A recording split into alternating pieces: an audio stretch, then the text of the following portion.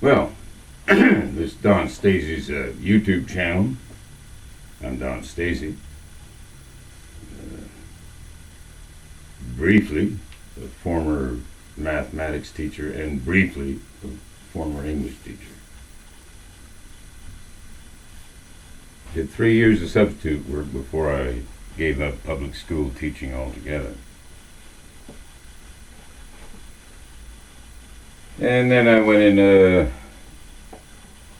manual trade, a delivery driver for a wholesale meat packing company. And then I became a night auditor at a Motel 8, Super 8. I had that job for 3 years. 3 years working from 11 o'clock at night until 7 in the morning.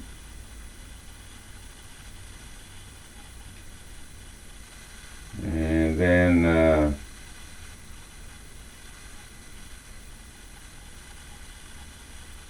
I initiated proceedings to divorce my wife, with whom I had been married for 25 years,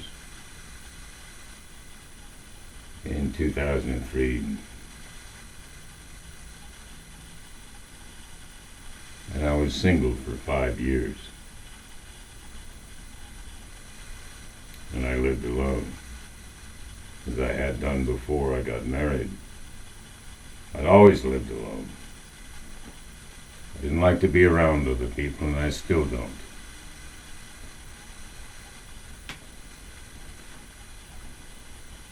I find most people puzzling and perplexing. And,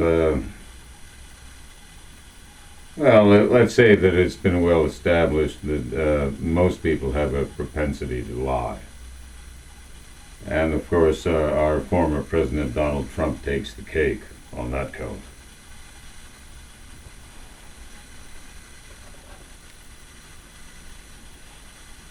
It's curious to me why people in the southern states primarily, Mississippi, Arkansas, Texas, for example, Oklahoma, why people there are so resistant to taking the vaccine. I saw a video clip of one man in Arkansas, a gentleman about my age, white-haired, tall, sitting in a barber chair with an apron draped over him, resembling the American flag. The flag wavers there in the South and the Republicans in general are staunch patriots. So they like to think of themselves as. Although some of those people had attacked the Capitol now, didn't they? And how patriotic are they? They are treasonous. Treasonous! Those men and women who participated in that insurrection. Treasonous! They're not patriotic, they're just the opposite. Treasonous. I can't say the word enough times. And their fearless leader, Donald J. Trump, he is treasonous as well.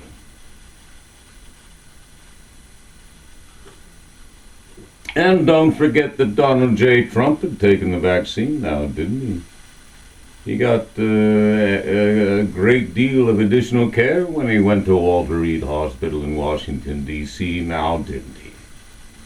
Oh, well, presidents always get the most excellent care available.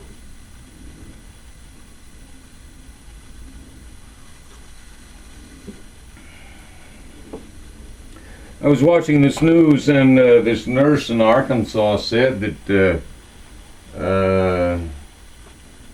she had been attacked on social media, attacked repeatedly by people in her own state for doing her job. And let's not forget that, which state was it, in the Bible Belt, I think Georgia it was, where the head of the public health department, merely doing her job, promoting the COVID-19 vaccine to help reduce and finally eliminate this pandemic.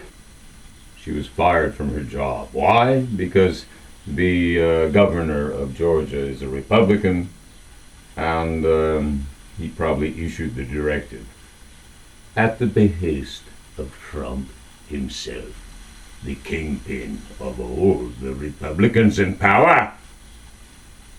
Now, how do you like that? I think that's a fucking shame. Now, I happen to be a Democrat, and I happen to be a Bernie Sanders supporter.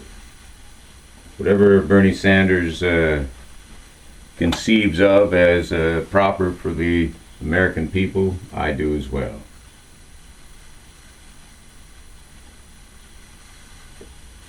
He's for nationalized health care, and I am for nationalized health care as well. He's for stipends from the federal government for the bottom unlucky poor who can't even afford to go to work unless they have enough money to pay for child care, and he is for that, and so am I. There are numerous other things as well, although his position on gun control is a little to the right, you might say. I don't go along with him there. I'm not a, shall we say, fervent Second Amendment proponent.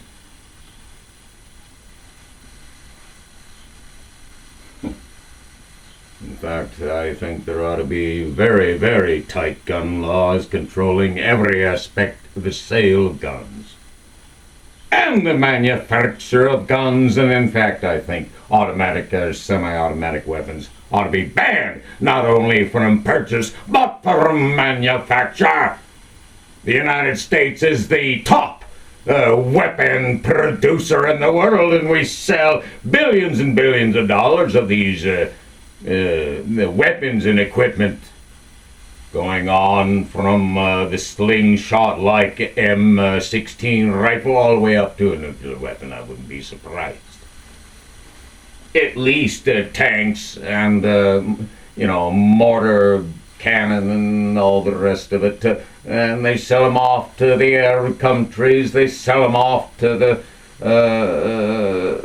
Russian former satellite countries, and they sell them to Taiwan, and they sell them to anybody who will buy them, because it is business. And as Cleveland once put it, the business of America is business. Well, that has changed since Eisenhower, who realized and told us so when he departed from the public stage as retiring President of the United States. There was such a thing as the military-industrial complex.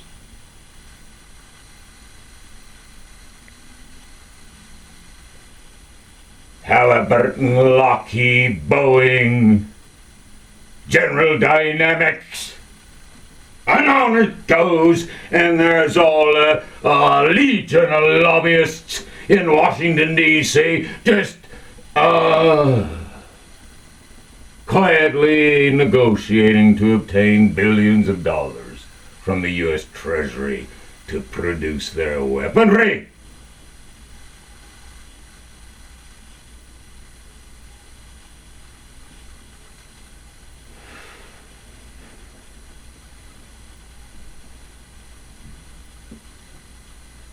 I think through, at least in my own lifetime, from what I've seen,